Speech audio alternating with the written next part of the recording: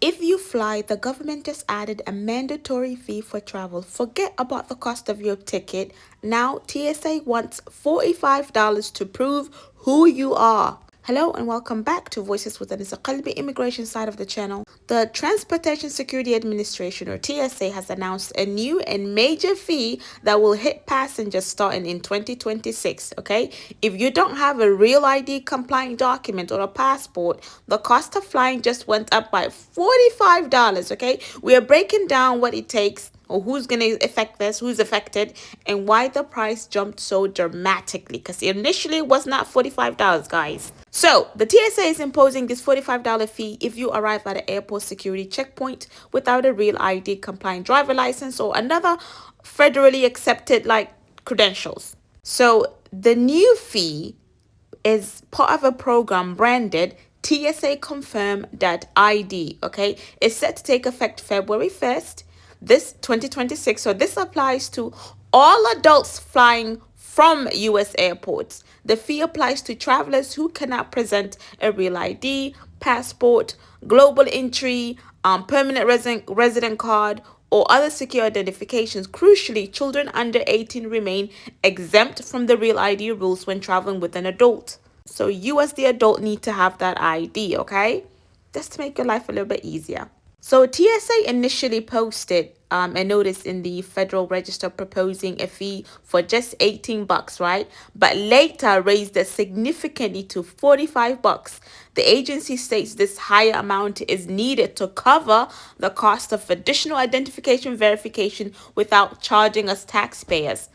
Oh, you guys are still charging us. Anyways, so if you are a non-compliant, you must prepay that $45. Print the receipt and show it at the checkpoint. If you pay on site, TSA warns you it could take up to 30 minutes for the secondary identification verification procedure to cross-reference your data with the government database. I feel like it's so much collecting of our information. Goodness gracious. So the good news though for many in our community is that certain immigration documents already satisfy that requirement. You can use your valid passport, so it could be domestic or foreign, global entry card, permanent resident, so the green card, without paying the fee. TSA confirms that about 94% of passengers already present a compliant ID. So most of us are going to be okay. We're going to keep our $45 in our bucket, in our bucket. In our pocket. Oh, goodness gracious. So the fee is most likely to affect occasional travelers, low-income passengers, and some foreign staffs or dependents over 18 traveling domestically who may not realize their standard state-issued driver license is not real ID compliant. So if you use a non-compliant state ID, well, there's $45 fee applies to you. Okay, so the TSA may waive this fee in an extraordinary circumstances such as medical emergencies, but this is going to be like a very, very rare exception. So do not bank your money on that.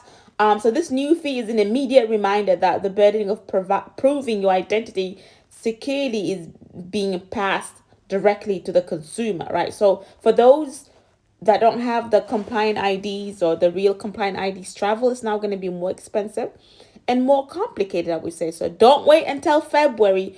Go to your local was it driver license agency, or look at your passport, whatever the case might be. If you have any of those updated documents, great. If not, make sure you go to your driver license agency, your state issuing government place, to get that, to verify that your state ID, and read the official. I'm also going to link the official notices here, the links that you're going to need. So the TSA announcement, and what ID list is accepted. I already said in the video, but in case you want to go ahead and read it yourself, you're more than welcome to do that.